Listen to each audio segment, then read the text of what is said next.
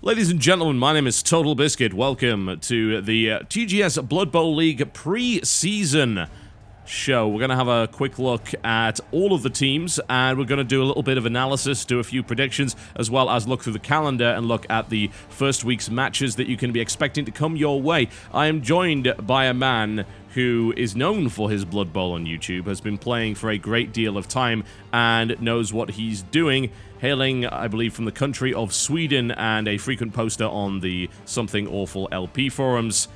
I'm going to screw up the pronunciation of your name, so please forgive me. I believe it is cKnoor? Well, something? Kind of. It's just random letters, but I've decided that it's pronounced cKnoor. cKnoor. Okay, yeah. There we go. So, random letters wasn't a Swedish word meaning pig or anything like that. So no, well, it's kind of a Swedish word meaning pig's tail. Really? Yes. The creepy thing about that is I literally had no idea and just guessed. So, of all of the words I could have picked, I was pretty close. Alright, so we're going to have a look at this, and the format for the TGS Blood Bowl League, since we're going to test the waters and see how it ends up being, is going to be a single round robin cup, which means that all of the 8 teams will fight each other over the course of 7 weeks. There will then be a 4-player playoff. So the top 4 players from the league go to the playoffs in a single elimination format, so they'll fight each other, and 2 teams will be knocked out and they'll be joint 3rd and 4th, and then at the end, we will actually have our grand finals. Now let's have a look at the teams we actually have here. So what we're going to do is we're going to run down the rosters, we're going to talk about the strengths and weaknesses of the teams here, as well as their opening rosters and choices, and then have a look at the calendar and see if we can make a few predictions here and there. So why don't we start with AJ's Hollywood Horrors? That's Angry Joe's necromantic team. Yeah, this is pretty classic, I have to say, and a good choice for a tournament. He's got both his werewolves and both his flesh golems. Flesh golems are good, important players. They've got 4 strength, so they can stay on the line and take a beating. And the werewolves are really mobile. So good start there. And also 2 whites. And I'm pretty sure they're the only players on his team that actually start with block. You'd be correct, yeah. I think that's pretty much the only guys in the entire roster, potentially, for a necromantic team that can actually have block. Yes, and there is one positional that he decided not to pick, which is the ghoul, which is... The werewolf is the fastest player on the team. He's got 8 movement. The ghoul is almost as fast. He's got 7 movement. Unfortunately, he does have armor value 7, so he's quite squishy compared to almost everyone else on the necromantic team.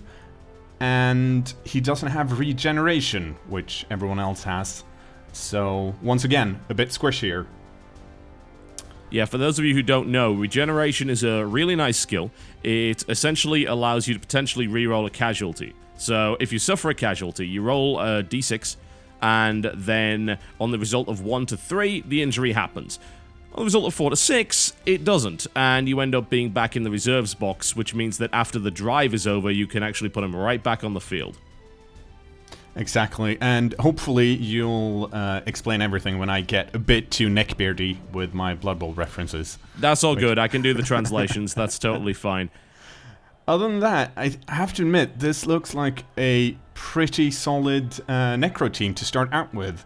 And also, pretty important for fluff reasons, name your players.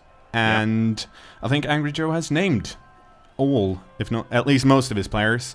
And for some reason, they tend to stay alive just a tad bit longer that way. This is very true, yes. You've got to add value to it. It also makes it especially punishing when one of them is horribly killed after falling over on a go-for-it roll. Exactly. I guess if you wanted to be negative about one thing, he has picked 1 cheerleader and 1 assistant coach. And that's unusual in league play, at least for people that play a lot of Blood Bowl, and that's mostly because those 2 things, they affect 1 roll each on the kickoff table, the thing you roll at the start of each drive, and they only affect a die roll with a +1, so they're rarely used, so perhaps not great value for money there. On the other hand, it's it's like it's 10k each, so it doesn't matter that much. Yeah. And I mean, he clearly had the money to spare, so.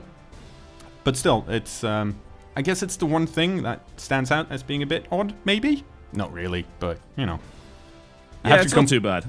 Have to complain about something. Certainly. I mean, you've got to fill out the team some way, and you can hold on to the money and buy another player later on, or just focus on trying to get something extra for your team. Now, I'm noticing here that the apothecary spot is actually taken up by necromancer, and that actually doesn't have a team value. Was that free for him? Yes, the necromantic team and the undead team start with necromancers, and what that means is that most of the players on those two teams have regeneration rather than, well, an apothecary. So they can't actually buy an apothecary. The only way for his players to get back on the pitch if they have an injury is to do the regeneration roll and hope for the best. Which means in like that, what that usually entails is that, well, half of your injured players come back, but if you suffer, say, a death, you can't do that roll that works 5 times out of 6. Yeah. And if someone dies and you fail your regeneration, that guy's dead. Again. Yeah, you're done. Considering. That's unfortunate. Alright, well, let's think a little bit about strategy here. So, with a starting lineup like this, what would you recommend for Joe to actually do in his first match?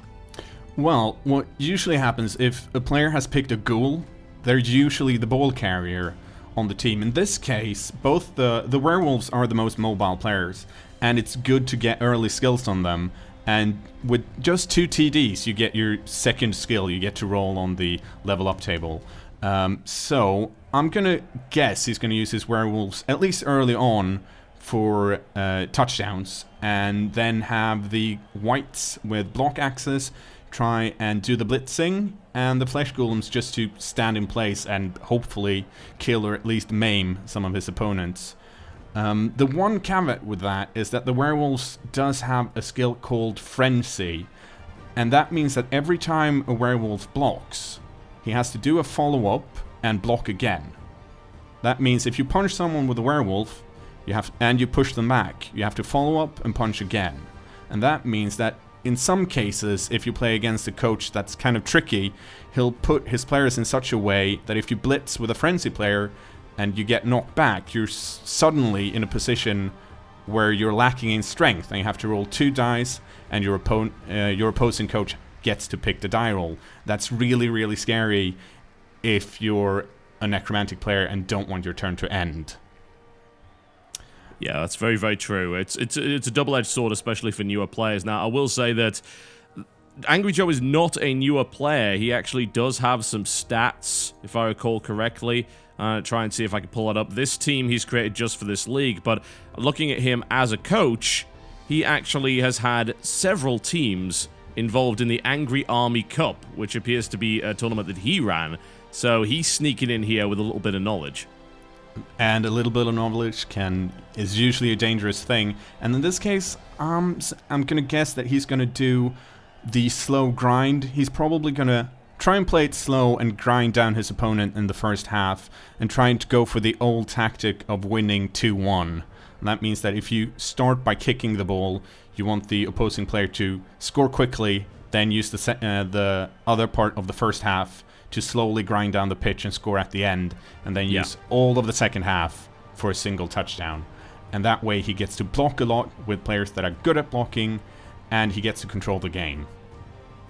Yeah, I'm just looking at his player stats as a coach right now.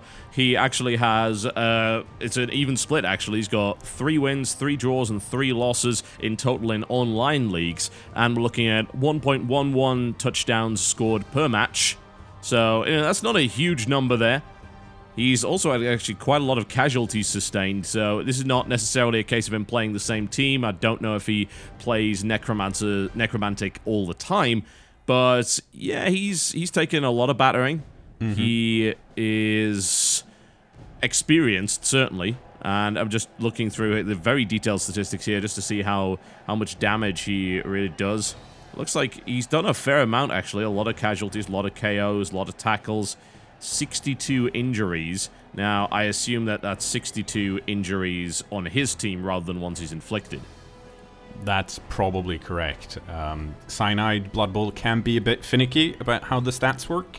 It's not always totally obvious, but that sounds like it might very well be the case. And one more good thing for Angry Joe and his necromantic team is that he does have 5 zombies, and they're not quick, and they're not super strong. They're 3 strength, so regular strength, but they are very cheap. They only cost 40k each. So if one dies, it's not the end of the world. So he has a lot of players that can take a beating, and he has even more players that can serve up quite a harsh beating if they want to, and roll well. That is very true. Alright, let's move on, shall we? And we're going to have a look at Team Epic Maneuver. This is coached by Jesse Cox over at the channel OMFG Kata, and he is playing Wood Elves. Well, this is a totally different team than Angry Joe's necromantic team. Wood Elves are among the fastest and the most agile teams in Blood Bowl, so they're really good at running with the ball and passing and dodging away. But on the other hand, they only have armor value 7, so they are really squishy. And straight away, we notice that he does not have an apothecary for the first game. That's a bit dangerous. I would not play an elf team like that. I know some people do, and it works out great for them. I'm just a scaredy cat for my players, because they are way, way more expensive than most other players in Blood Bowl. He does, on the other hand, have 2 of the absolute top-tier positionals as well. He's got 2 War Dancers that are fast, and they can leap. And leap is a really dangerous skill. It allows you to jump over a square on the pitch, so you can actually jump over players and perhaps get to a ball carrier. And both of the War Dancers also have block and dodge, which means they're both good at punching people, and they're really hard to knock down. The only way to knock them down is to get the proper POW, which is a 1 and a 6 roll on the block dice. Yeah, and the only way that there is a circumstance where, of course, that doesn't happen, and that's if the opposing player happens to have tackle. But I think he's lucky in the sense that most of the teams in this particular league don't have that. Mine does, which I'm very much looking forward to exploiting.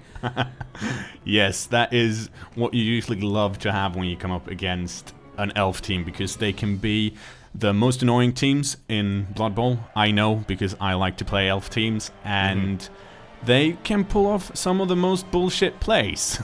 As they're good at passing, so they can move a ball from your own side of the pitch all the way to the opponent's touchdown zone in just 1 turn if they want to, and if they manage to roll +4.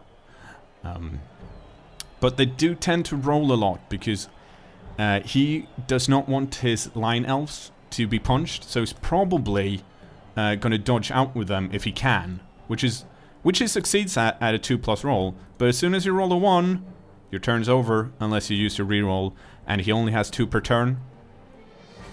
Which, this team is really good, but if he starts rolling 1s early, it's going to hurt him. Yeah, and knowing him, he probably will. He's one of the most unlucky people. Yeah, two rerolls. So that for those who don't know, and obviously this video is very much to explain for people that don't really have too much of a background in Blood Bowl. Rerolls are things that you can buy prior to the league beginning, and you can also buy them while the league goes on, but they cost double the price that they would otherwise. So generally speaking, they've got to be part of your initial lineup. Depending on which team you go with, depends on how much they cost. My rerolls for Chaos Dwarves are quite expensive. They're 70,000 gold each. Rerolls for the Wood Elves, they're a bit cheaper. They're 50,000 gold each, and they'll be 100,000 gold once the league actually starts. Now, you can use rerolls once per turn, and you have a total of 2 rerolls per half. Now, there are certain circumstances where you might get another one, or you might actually lose one, but for the most part, that means that in total, this team has 4 overall rerolls that it can use every game. That's correct. And I did have a look at my cheat sheet, and this setup with 9 Line Elves and 2 War Dancers is one of the classic starting builds for Wood Elves. They do have other positionals, but they're usually bought later, since an elf with 4 agility can do almost anything, except perhaps block. Yeah, that's very, very true indeed. A lot of things like throwing, passing, catching, and picking up the ball are very much dependent on agility as the primary stat. So the higher your agility is, the more likely you will succeed in the role. There are some skills which allow you to re-roll that. There are some skills which have modifiers, but generally speaking, it's the base agility that matters. Now, of course, the disadvantage when it comes to these line elves is they don't have block. And if they start to get into fights, then they're going to be a little bit concerned because they have a low armor value. They don't have the necessary skills to stay up. Only the war dancers can really take a beating. Exactly, and I'm going to use one of the neckbeard terms here again. As soon as one of his line elves gets knocked out, suffers an injury, he's at what we call a strength disadvantage, meaning he has less strength than the opposing team, and that can get ugly quickly because that means the other player gets to roll many more 2-die blocks. Yes. And that's what you always want to roll. Yeah, and it becomes a bit of a snowball effect at that point because you can essentially just gang up on and beat on the players, and with low armor value, you just keep rolling dice until they get injured or killed. And that's really, really bad. So with only 11 starting players, that means he has no substitutes. So if one of his players goes down, even after a drive, then he's not going to be able to replace that player in that match. Now, aside from that, I think that pretty much covers it. The question, I suppose, would be, if you happen to be Jesse and you're playing your first match, in fact, we can even go to the calendar and check which team he has to go up against here on his day one. You will be going up against... Let's have a look here. What have we got? Where is he on the list? I think he's up against Sigmar's Strafe. Humans. Yeah, he's up against a basic TV 1000 human team. What kind of strategy would you suggest that Jesse employ here? I'm going to go with the elf bullshit strategy. That means that you're better at handling the ball, you're faster than your opponent, run away as much as possible, have the opponent come to you, don't stay into tackle zones. If you can get away from your opponent, that means the only time he can actually block you is with a blitz.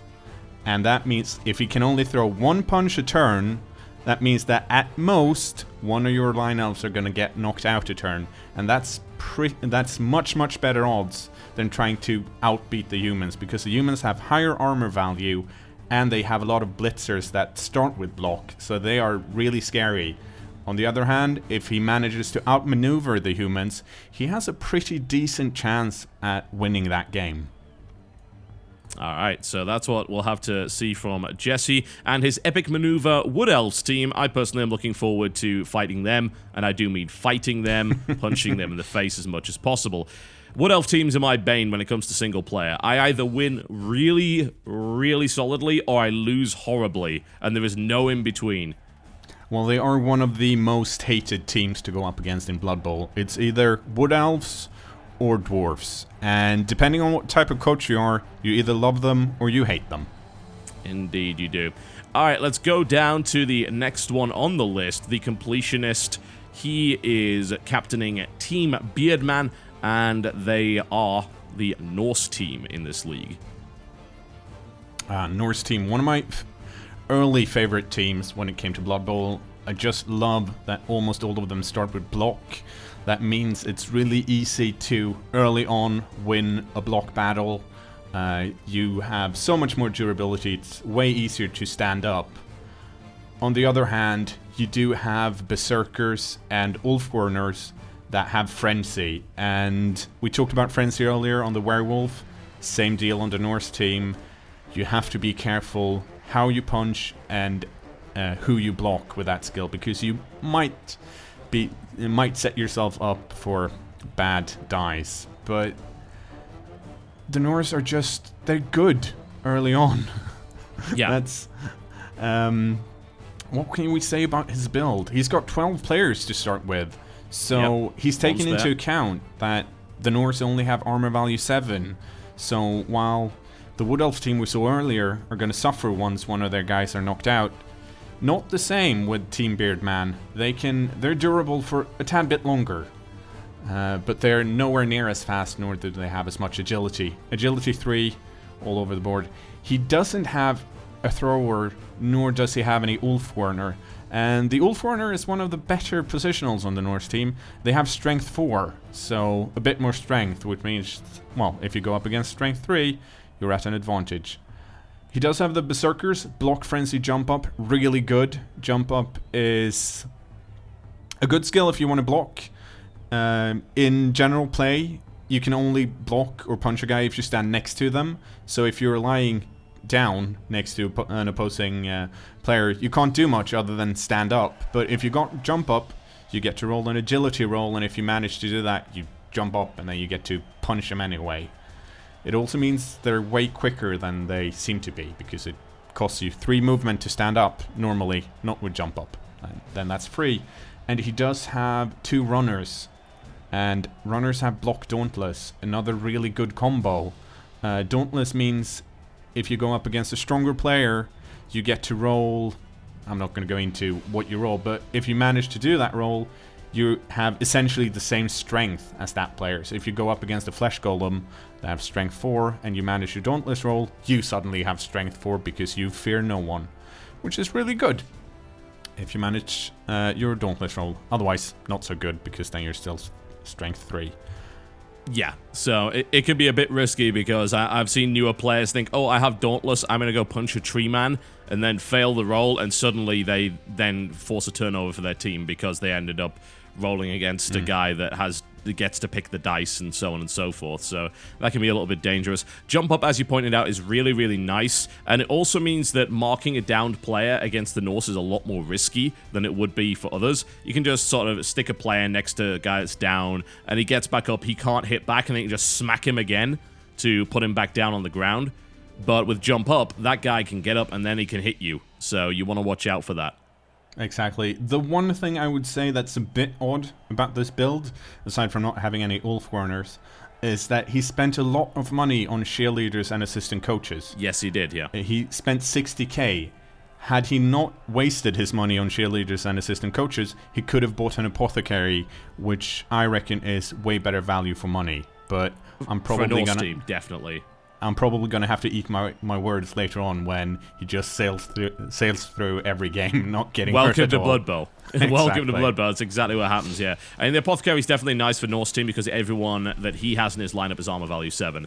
Now, that means that the armor will crack pretty easily, and that means injuries are statistically more likely. So it's always good to have an Apothecary on any team like that. But looks like he's going to take a risk. He could go through his first game without an Apothecary and then afford one, assuming that he got a good win out of his first game. But we'll see if that happens. Now, let's have a look at who he's going to be going up against in the calendar here. His Norse team will actually be playing against Angry Joe's Hollywood Horrors. So these are guys we talked about earlier, the Necromantic team. So if you happen to be the Norse team playing against the Necromantic team, what would be the strategy that you would employ? Ooh, that's tricky, because early on, Norse team, all of them have block, really good. The scary thing about werewolves is that they have claw, so whenever they try and injure someone, their opposing player's armor always count as 7, which does nothing to Norse, because they already have armor value 7. Yeah, exactly. But still, armor value 7 against a punchy team, I would say the completionist actually has the edge here, because he's got all that block. And even though the Necromantic have 2 strength 4 pieces, he does have his runners, which have Dauntless, so they might very well be able to knock the Flesh Golems down, because Dauntless and block is a better combo than just strength 4. But it's going to be really interesting to see. It's one of those matchups that can go either way. I think they're both equally bad or good at handling the ball. The Necromantics have a few pieces that are faster, but other than that, the Norse are actually way faster than most of the Necromantic team. Tricky game to call this early on, because they are pretty evenly matched. In general, people seem to believe that the Necromantic are a tad bit better than the Norse. but that one could go either way. And I think for the completionist, he probably wants to start blocking early and hope to knock a few of those zombies out. Because even though they have regeneration, if someone fails, he has a good chance of getting a strength advantage, and then he can just try and utilize that to knock out even more players. It's also good early on to get a few blocks in and injuries, because they're worth 2 SPP. Worth 2 SPP, and after 6 SPP you get your first level up. So yes, indeed you do. Start hurting people. But it's going to be a tricky matchup. I think it's going to come down to positioning your players and managing the ball and your die rolls early on. It's a tricky one to call. Alright. Okay, let's move on, shall we? We have the Bamazons that are hosted by Press Hard to Continue, aka Dodger. Only female league team, and also only female commentator, as it happens. It's just pretty standard for Blood Bowl, guys. In fact, the fact that we have 1 female out of 8, that's pretty incredible. That's a really good ratio for us. Anyway, let's have a look at the lineup. So, this is once again an 11-woman team in this case. And there's quite the variety here. And she's also packing 4 rerolls as well as an apothecary. So, what do you reckon to this lineup on first glance? Classic Amazon lineup. It's a really good starting lineup. People should be pretty scared of this lineup. Sure, they have armor value 7, but all the Amazons start with dodge. There's a lot of block, as there are 4 blitzers that have block. Lot of rerolls. She's not going to be too worried about perhaps rerolling a few block dice that didn't go exactly her way. She's going to be able to handle the ball properly, and she has a thrower and a catcher, which means there's always the threat of a pass play. I really like this lineup. It should also be noted that Amazons are one of the favorite teams for tournament play in Blood Bowl when it comes to tabletop, because they're so good starting out with all that dodge. Yeah, the amount of dodge is actually huge. Dodge being one of those sort of key staple skills that is considered to be... my consideration anyway was that this is very much a top tier skill. Would you consider that? Definitely. It's a skill that you're only allowed to pick if you have agility access, which not too many positionals have, and it's useful in 2 ways. It makes you harder to knock down. If someone rolls a defender stumble, you have dodge, they don't have tackle, then it's going to be counted as a push. But you can also use it to dodge away. So if you want to move out of a tackle zone, you have to do a dodge roll. If you fail that dodge roll and have the dodge skill, you get a free reroll. So she's going to be way more mobile than most other teams. And if she ends up standing next to someone scary, she can just dodge away. Yeah, it's one of those skills that annoys the heck out of me whenever I play a team that isn't tackle heavy. And it's a really awesome skill to have. The combo of block and dodge is also wonderful.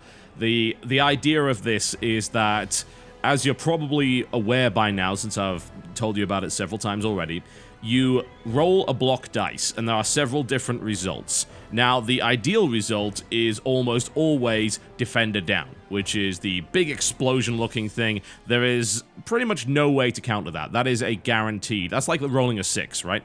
So there are other results which can also end up with the player falling down, but skills like block and dodge can actually negate that. For instance, with block, if the both down result is rolled, which is one of the 6 possible faces of that die, then that player doesn't go down. So that can result in some weird situations where both players have block and they just hit each other and they bounce off each other and nothing happens. Dodge is kind of the same thing with the defender stumbles result. What happens here is the defender stumble simply becomes a pushback instead of anything else. So there's really only a 1 in 6 chance of actually knocking these guys down, assuming there are no skills to prevent that from happening. As you mentioned earlier, tackle does cancel out the dodge skill when that comes into effect, when the tackling player is actually blocking.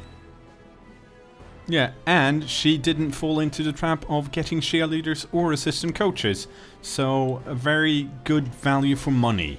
in this lineup. I like it. Yeah, looks like someone's been reading bbtactics.com, I think. Exactly. In fact, quite a few of these guys very clearly have. Smart thing to do. All right, so her first matchup is, unfortunately for one of us, going to be against me. It is actually going to be up against, just as planned, my Chaos Dwarf team. Oh, that's a horrible starting game for Amazons. Oh, you don't want that. Oh, that's so...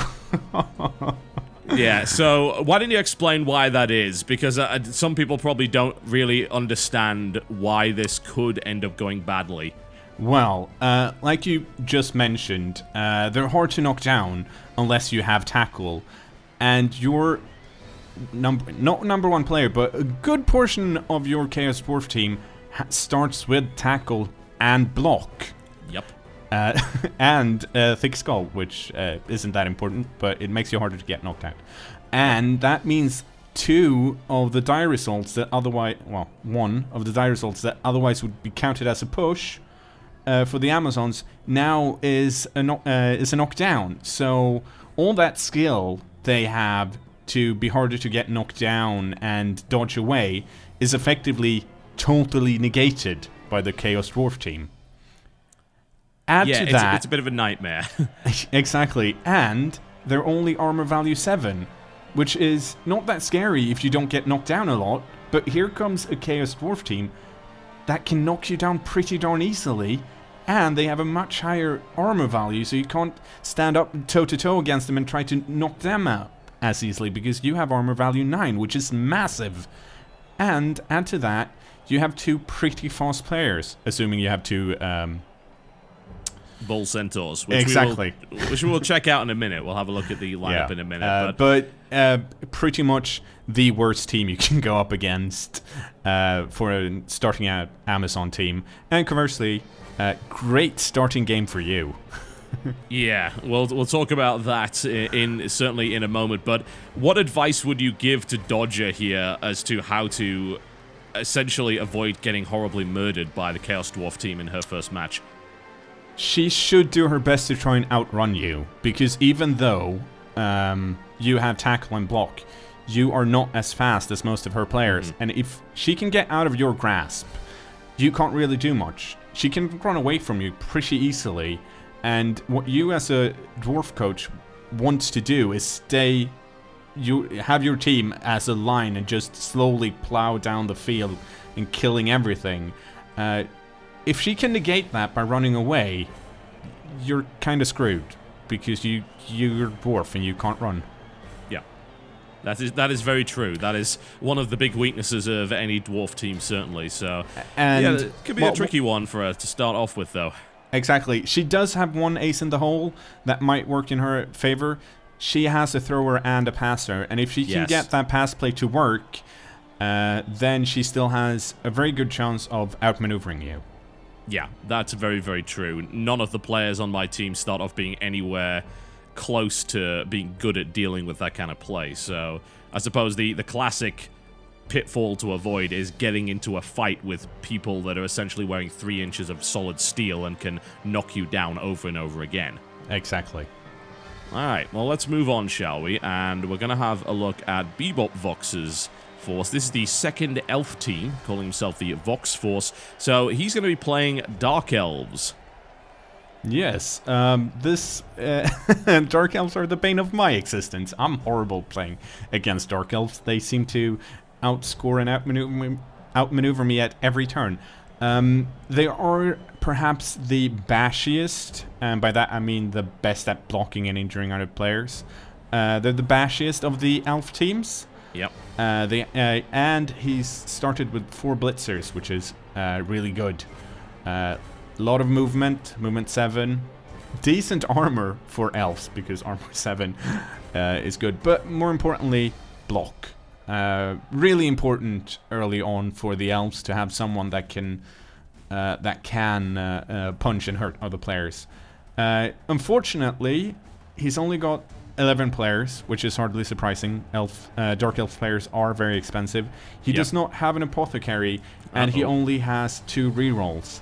And 2 rerolls on an elf team is usually good enough early on, but they tend to slip away. And while elf teams are better at handling the ball than most other teams, as soon as he starts throwing once, it's going to go bad for him, unfortunately. He doesn't have a witch elf, nor does he have an assassin, which are two other positionals on the dark elf team that are perhaps not questionable, but the witch elf is certainly fun. She's got frenzy again and movement 7. He does have a runner that has dump off, and dump off is a really fun skill. If he plays this correctly, he's going to use Lost and Confused, his runner, as the ball carrier to run down, pick up the ball, and then leave him kind of semi-exposed so that all his opposing coaches are going to try and blitz Lost and Confused. Lost and Confused has dump off. That means that if someone tries to block him, he has a choice of passing the ball before the block happens. That means you can get someone to try and blitz you, pass the ball to someone else, they catch it, and now your opposing coach has wasted his blitz on someone that's no longer carrying the ball. Then again, the question is, can he use it properly? Exactly. And passing in a tackle zone, it's easier for elves, but it's still kind of tricky. And if he fails to pass, the ball bounces away. So it's a high-risk play. If it works, it's amazing. If it doesn't, you're kind of sad. Indeed. Alright, well, let's have a look at the kind of person he's going to have to be dealing with in this particular event. Going over to Calendar Cup Match Day 1, we see that he will, in fact, be up against Trendor and his Trendorians, the lizardmen team. That's... I had a sneak peek at the Trendorians earlier, but we'll get to them later. But I think that's a pretty good starting game for him. He's much better at handling the ball, and the Lizardman team has two different positionals. They got Skinks, strength 2, so easy to punch. Sauruses, strength 4, really scary and hard to punch.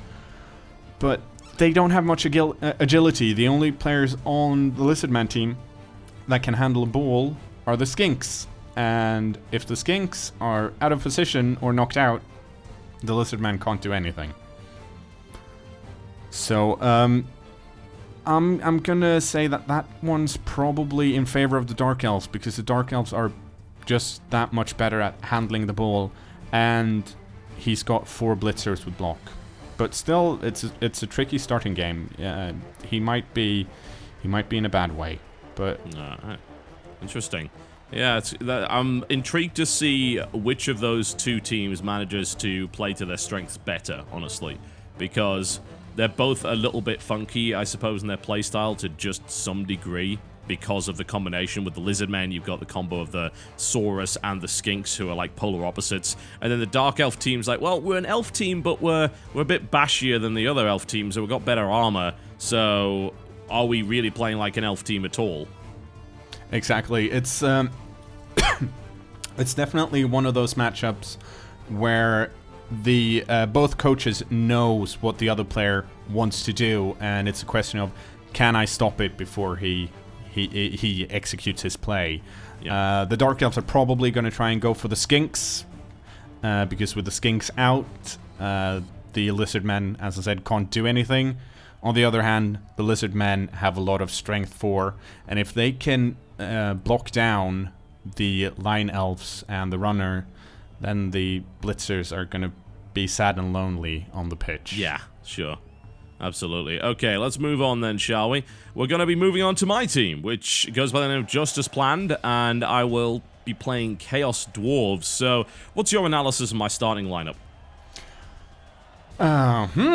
Well, no Bull Centaurs. Yep. That's mean. Usually you have a bull centaur as the ball carrier. They have a hard time picking up the ball because they only have agility 2. But then again, once they get the ball, it's going to be really hard to relieve them of the ball. I would say that this is a classic grind team. You have all your 6 Chaos Dwarf blockers. They have block, tackle, thick skull. Like I said earlier, if you manage to get a solid cage in the middle of the pitch, no one's going to get that ball from you. On the other hand, the players that you do have that can carry the ball, the hobgoblins, they're squishy. Yes. So if they get out of position, or you get them knocked out early, you're going to have a hard time handling the ball. And if you come up against a team that's faster than you, then, well, they're just going to run away from you. So, 4 rerolls. That's a lot of rerolls. Let me just say I don't trust dice. That's a good reason to get rerolls. I probably would have stuck to 3. I would have gotten an apothecary, and I wouldn't have gotten anything in fan factor. But that's a trap that many coaches that have played Blood Bowl before and come back to it fall into, because fan factor used to be super important, and fan factor are those stars you can see in the middle of the screen. They used to be super good for getting more money at the end of the game and affecting a lot of rolls on the kickoff table. But that's changed now. So all they do is the one that has the most fan factor gets +1 to fame. So in essence, you get +1 rather than what you used to get was like +6 or whatever your fan factor was. Yeah. So, I would have. Here's the thing. It's a solid team, and it's going to be really annoying to go up against. I probably would have gotten a Bull Centaur just because there's so much the flavor of the Chaos Dwarf team. Because it's a freaking Bull Centaur. Yeah, those things are pretty beastly. I've had the most fortune with them, but funnily enough, every time I've played against the AI, and of course it's completely different to how this is going to go down, is I've always started without a Bull Centaur, but I've gotten one a little bit later down the line. Yeah, that usually works. The thing you have to realize in league play is that you usually don't have that many games to build up your team. And even though, I mean, your Chaos Dwarf blockers, they're fine. Nothing's going to happen to them. And your hobgoblins are very inexpensive. They're only 40k. So that's probably fine. So you can probably pretty early on get your Bull Centaur. But it's going to be 2 or 3 games down the line, assuming you don't want an apothecary, which you might want if you manage to get a hobgoblin that levels up a lot and you're protective of him or her. I don't know what. But it's one of those situations where if you win, you roll good, you get a Bull Centaur, everything's fine. If you, on the other hand, don't roll that big on the winnings table, this is going to be a slow-moving team, which could hurt you in the later games of the league. That said, no one wants to come up against a Chaos Dwarf team. That was the idea. They are something of a nightmare. They really are. Like I almost felt bad for the AI at times when I've just absolutely dicked on a halfling team or something like that, and there's been 9 injuries at the end of it, and it's just absolutely dreadful. But yeah, that's just my playstyle. We'll see how that turns out. And I am actually going to be going up against the Amazons, as we mentioned earlier. Dodger is going to have a fairly rude beginning to this particular league by the looks of it. So yeah, go on. I think you probably know what my strategy is, but I'll let you explain what my strategy should be here. Well, your strategy is probably going to be pick up the ball with the hobgoblin, run that hobgoblin into the mass of Chaos Dwarf blockers in the middle, and then punch the Amazons as they come up and try to get at that hobgoblin in the middle. Correct. I don't really want to give you any advice because I really want to see the Amazons win that one. A lot of people will, I think, actually, because it ends up being a kind of mass underdog story. Exactly. But knowing Dodger, she's probably been doing nothing but practicing with people that are way better than me for ages and is going to completely crush me, because that's just how she gets. But we'll see how that turns out. As I said, the strategy really is just to grind the opponent into a fine paste, which is pretty much the best way of dealing with things, and start to get some nice skill ups early on, get a lot of SPP from injuries rather than actual touchdowns, and then once the opposing team is too weak to stop me, then grab the touchdown for the win. Exactly. The best way to stop you would be to slow down your grind or your cage enough that you don't have the movement at the end of the half to actually get to the end zone. I know I've fallen into that trap myself many times when you play a slower team and you're like, damn, I need to dodge out and make two going for it. And all of those actions are rolls, and I'm out of rerolls. Risky, but I have to do it, otherwise I won't score, and then you're boned. Don't score. Yeah, exactly. Fairly roll, fall flat on your face, then your hobgoblin breaks his neck. And like, well, that's Blood Bowl for you. Alright, let's move on then, shall we? We have 2 teams remaining on this list. We got a human team, pretty much bog standard in the form of Sigmar's Strafers from the channel Side Strafe. Primarily an FPS channel. We'll be taking part in a little bit of dice rolling tabletop here. So, let's have a look at his human lineup. Yes, I'm going to look at my cheat sheet again and say that this is pretty much a classic human lineup. The humans have one more positional, which is the catcher. They are really fast, but they're only strength 2, so very squishy. This is clearly a bashy human team. He's got all his 4 blitzers, which are fast. They've got 7 movement, and they start with block. And he's got the ogre, which I think is the first big guy we've seen so far. The only one, I think, actually, that we have deployed in this league thus far, anyway. That might very well be the case. He does have a thrower, which is really good, because the thrower starts with sure hands, which means he gets to reroll a failed pickup roll if he can't pick the ball up at the start. Many teams have lost a touchdown because they've failed to pick up the ball twice. Love that skill. No apothecary, which is brave, but it's not that bad because the humans start with armor value 8, so they are a bit more durable than, say, the Norse or the Amazons and half of the lizardmen team, and the wood elves. So there's a lot of teams in this league that have lower armor value, so should be pretty durable. The human lineman is, if the human team is the bog standard, this is the bog standardist of the bog standardist. It's pretty much what every other positional is judged against when it comes to extra stats or skills. 6, 3, 3, 8 as a stat line, 6 movements, 3 strength, 3 agility, and 8 armor value. No extra skills, 50k. Shape, durable, really good, can possibly take a punch, but more importantly, 4 freaking blitzers, fast, they can block properly, and an ogre.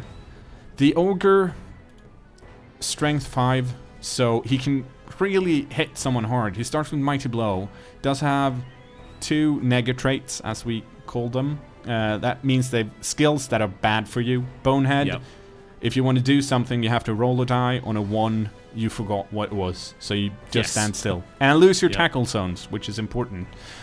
So you might not always want to use your ogre if you're trying to tie someone up with tackle zones.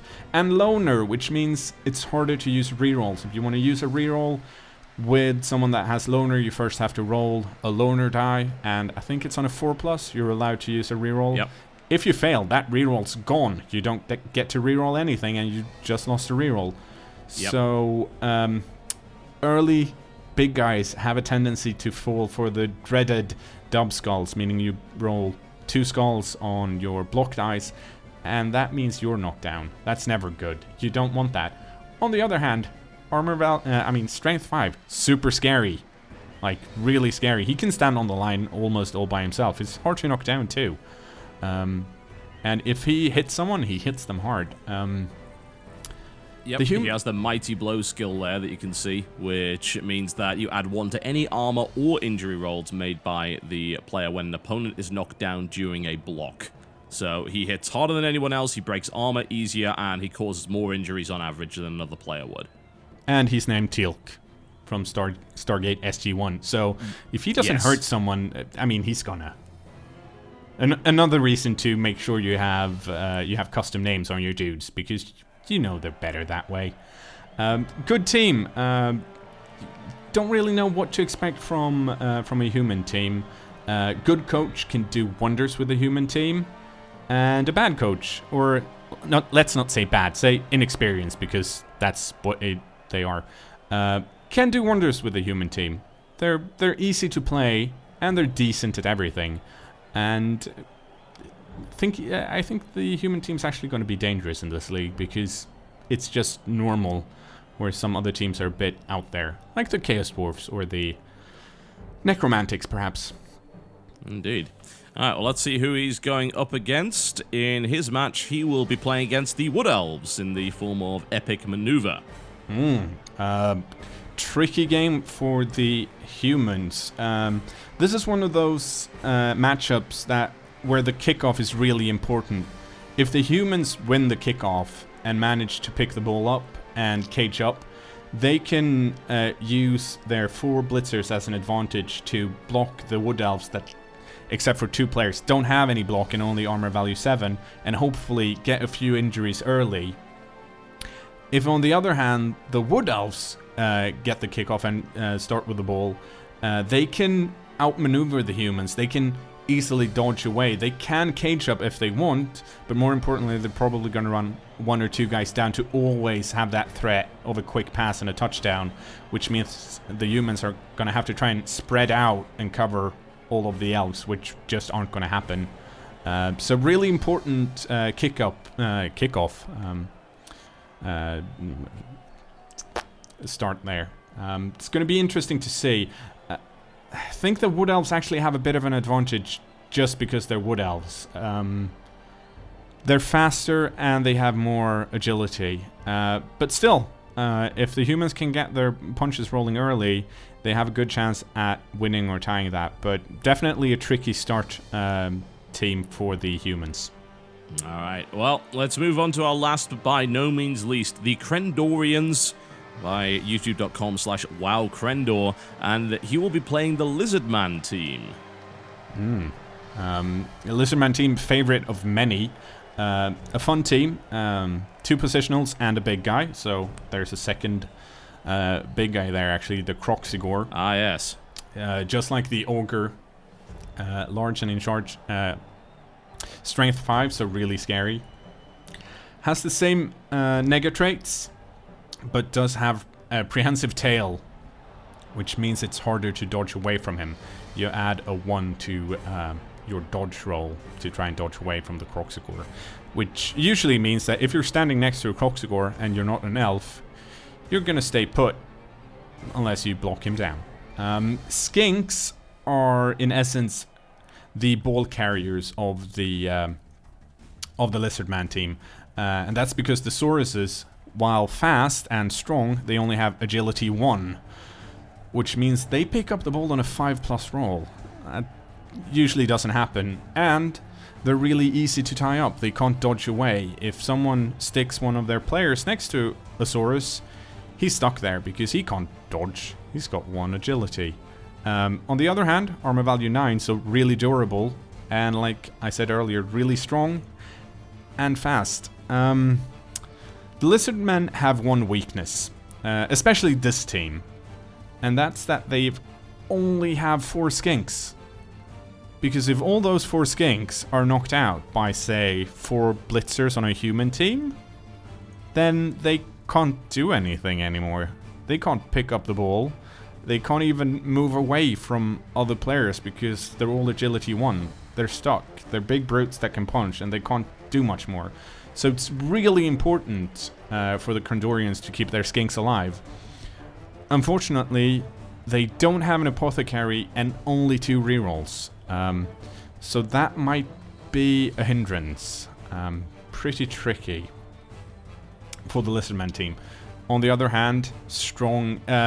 From the teams we've seen so far, this is clearly the team with the most strength. So they're always going to have a strength advantage. Yeah, they are ridiculously bashy in that respect. I mean, you've got 6 players with strength 4 and high armor, plus cKnoor, who has strength 5, also has high armor. So playing front line against this team is actually kind of a terrifying prospect, simply because of the number of 2 dice and, in some cases, even 3 dice blocks that are going to get thrown. And one more thing to remember about the skinks. They have a skill that's called Stunty, which is a negative trait. In a way, it means that if they get injured, you add a 1 to their... I think it's a 1. It's a 1 or a 2. Anyway, you add to their injury roll. So once they're actually knocked down and the armor, and you've succeeded with the armor roll, they're extra squishy.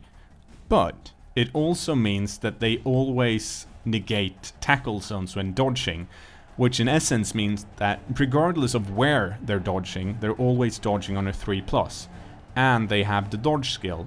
So if they want to get through your line and they don't mind rolling dodge dice, they can get anywhere on the pitch. Yeah, So- they're hugely irritating in that respect, which is why, generally speaking, the best way to deal with them is to break their legs before they can. Exactly. You want to get rid of them as early as possible, and that's another reason to try and perhaps get the ball if you can in the first half, start the drive, receiving the kickoff, and try and go for those skinks. Some teams are going to have an easier time than others doing that. For example, the elf teams that can dodge away from Sauruses and run after the skinks are going to be better at skink hunting than perhaps the humans. Or, well, the Chaos Dwarves. Because the Assuming skinks I can get through the Saurus line in the first place to get to them, right? Exactly. So they are, once again, they're a high-risk piece. They can do so much, but if they get a few die rolls against them, they're out of the game. And then, well, that's Blood Bowl, pretty much. Yes, it is. That is Blood Bowl in a nutshell. And let's see who they're facing. Well, we're going to be seeing Trendor versus the Vox Force from Bbop Vox, so it's going to be lizardmen versus dark elves in the first matchup for him. Yeah, I'm gonna have to give this one to the Dark Elves, because they can dodge away from the Saurus line, which means that the Saurus line will have to come chase the Dark Elves.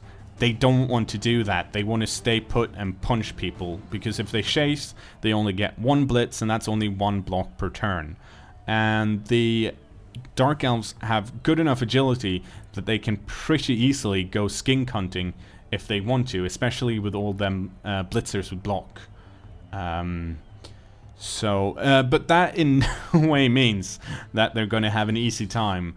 All that strength on the Lizardmen team are going to make it very hard for the Dark Elves to actually try and block anyone that's not a skink. Yeah, it is like punching a brick wall, quite literally. They'd have to take risks, or they'd have to hugely gang up, and a good Lizardman team isn't going to allow you to gang up on a single player and actually get good dice rolls. They're going to be forcing you to roll dice all the time, and bear this in mind, the more dice that are rolled, the more risk that you suffer a turnover. So forcing a team to do that is a really good strat. Exactly. What you want to do as a Blood Bowl coach is manage your die. You want to roll as little as possible, as seldom as possible, because that negates most of the risks of Blood Bowl. Except for block dice, of course. You want to roll as many block dice as possible. But, you know, the one with the 1 to 6, don't roll that unless you have to.